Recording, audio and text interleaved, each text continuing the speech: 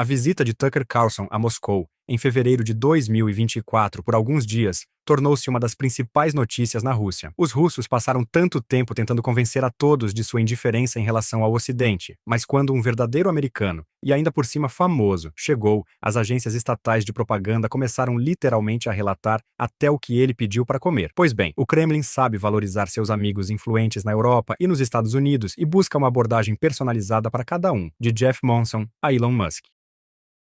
No novo episódio de UAS, falamos sobre como Moscou e São Petersburgo, ao longo dos séculos, buscaram e encontraram simpatizantes entre cientistas e artistas no Ocidente. Você vai descobrir por que Voltaire gostava de Catarina, a Grande, como um alemão que recrutava idiotas úteis para os bolcheviques acabou sendo forçado a fugir da União Soviética, e quais estrangeiros não se deixaram enganar pelas fachadas russas e passaram de amigos a inimigos.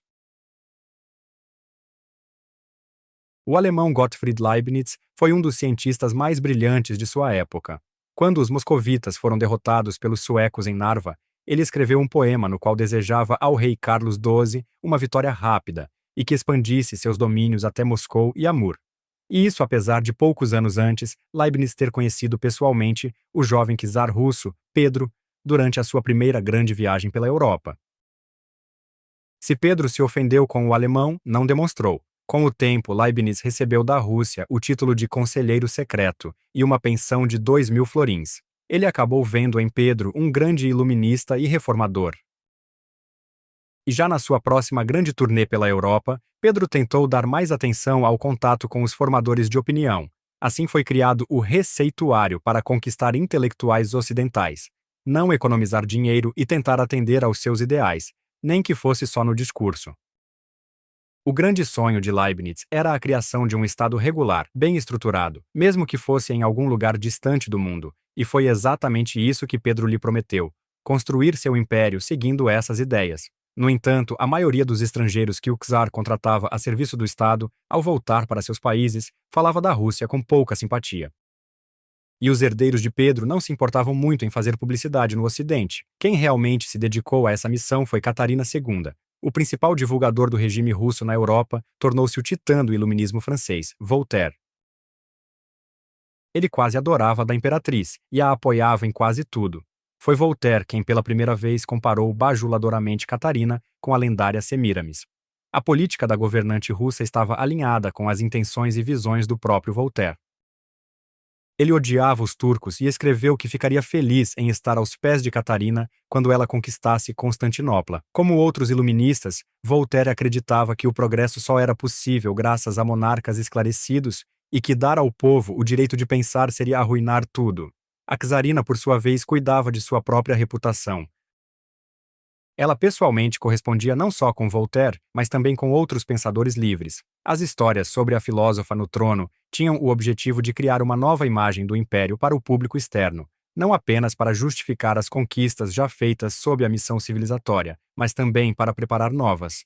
Poucos escapavam dessa ilusão geral. Por exemplo, outro grande nome do iluminismo, Montesquieu. A Rússia agora pode conquistar toda a Europa se quiser. Foi com esse tom sombrio que Jean-Jacques Rousseau brincou. Ele também não era fã da admiração por São Petersburgo. No entanto, essas vozes se afogavam em um mar de russofilia financiada pela imperatriz. Na verdade, foi Catarina II quem iniciou no Ocidente a criação de toda uma rede de idiotas úteis, prontos para justificar qualquer ação da Rússia, clamar por sua pacificação e acostumar a olhar para o império e seus povos conquistados pelos olhos russos.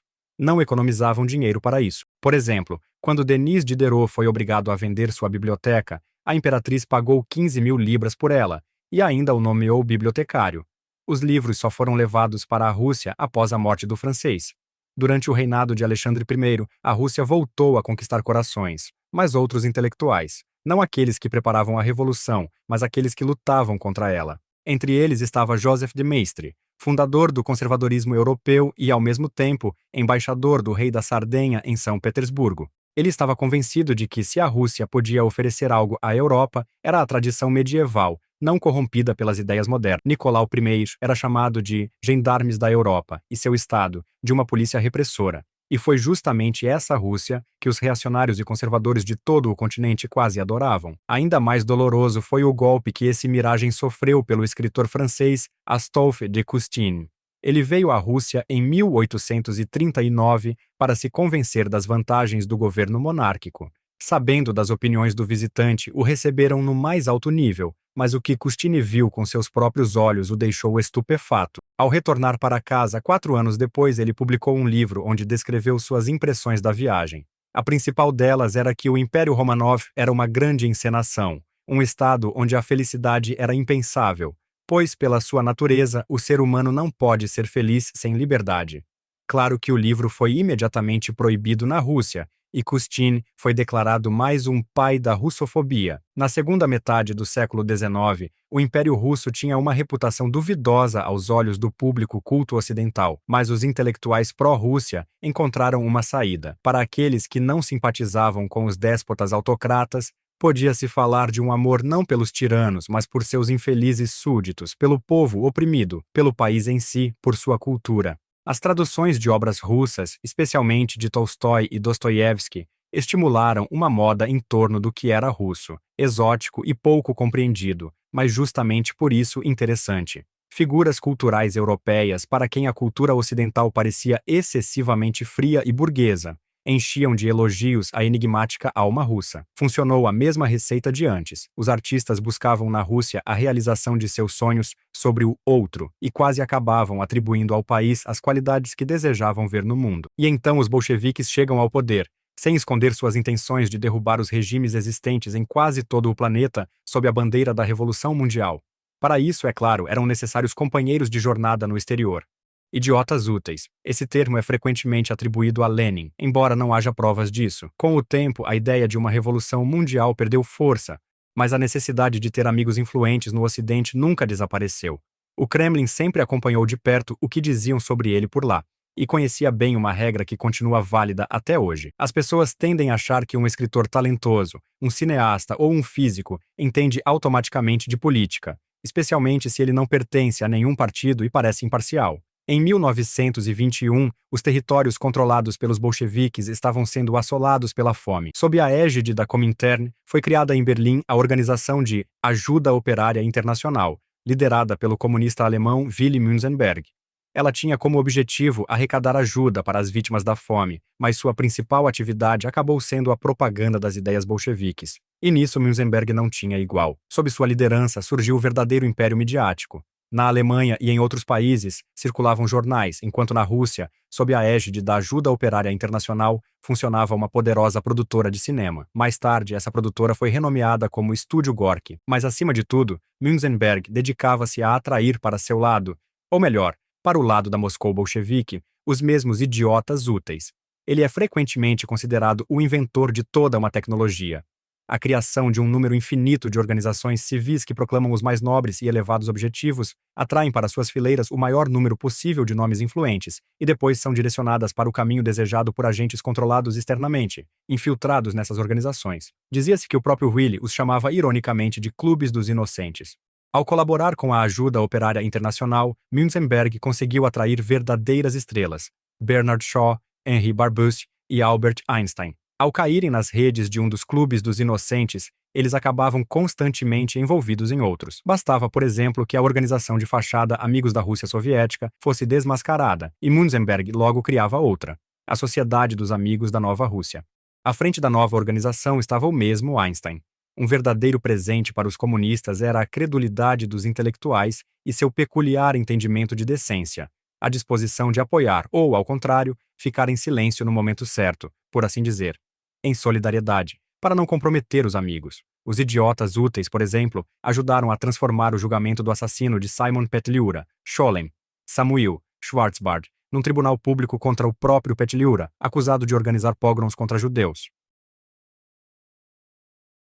Na lista de testemunhas de defesa, inesperadamente, apareceram pessoas que não podiam estar na Ucrânia naquela época. Por exemplo, o físico francês Paul Langevin, que admitiu no tribunal que sabia sobre os acontecimentos do outro lado da Europa apenas por meio de documentos e publicações jornalísticas. O ex-líder da diretoria também foi publicamente condenado por Henri Barbusse e Romain Rolland. Os intelectuais ligados a Münzenberg denunciavam com fervor o colonialismo, as repressões e o início de guerras, mas apenas quando isso vinha do Ocidente. O Holodomor e os expurgos stalinistas foram simplesmente ignorados por Bernard Shaw, Wells, Henri Barbusse e Romain Rolland. Quando visitavam a União Soviética, naturalmente lhes era apresentada uma imagem cuidadosamente preparada de uma vida idílica. Eles ou acreditavam sinceramente ou fingiam. Uma das exceções foi André Gide. Ele percebeu os cenários criados pelos bolcheviques e escreveu: basta visitar a URSS apenas uma vez para entender quão preciosa é a liberdade da qual desfrutamos na França e da qual às vezes abusamos. Enquanto Einstein mostrou-se inconsistente, mudando de posição várias vezes. Ora defendia as vítimas das repressões stalinistas, ora retirava sua assinatura, ora admitia que havia sido enganado pela propaganda soviética, ora novamente se juntava a mais um dos chamados Clubes dos Inocentes. Chegaram até a convidá-lo para trabalhar na União Soviética, prometendo as melhores condições, mas o físico educadamente recusou. Münzenberg, ao ser convocado, chegou a Moscou em 1936, mas percebeu que era uma armadilha e conseguiu fugir para o exterior milagrosamente. Posteriormente, começaram as repressões contra muitos membros do Comintern, incluindo comunistas alemães. No Ocidente, Münzenberg tornou-se um opositor de Stalin, chegando a acusá-lo de traição após a assinatura do Pacto Molotov-Ribbentrop. Ele morreu em 1940 em circunstâncias misteriosas, e não se exclui a possibilidade de que Moscou estivesse por trás disso. Nas décadas de 1940 e 1950, os movimentos cultivados por Münzenberg, antimilitarista, anticolonialista e antifascista, ganharam novo fôlego.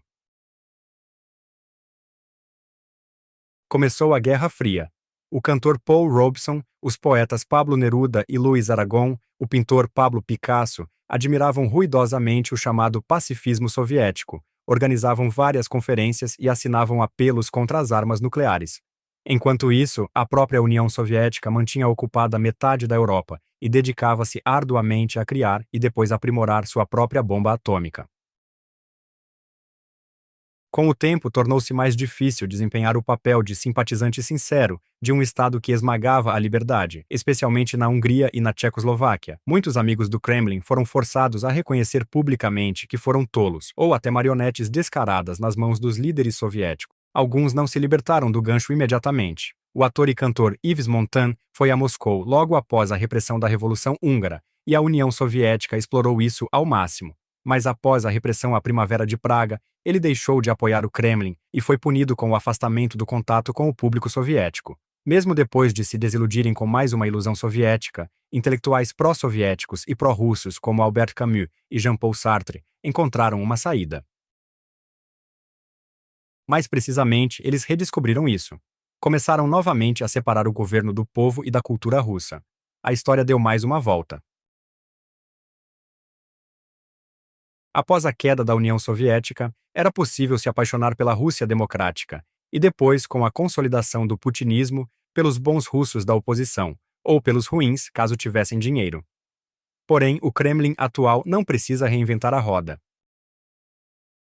Basta apenas tirar o pó das receitas de Catarina II e Pedro I, e os tolos sempre vão aparecer.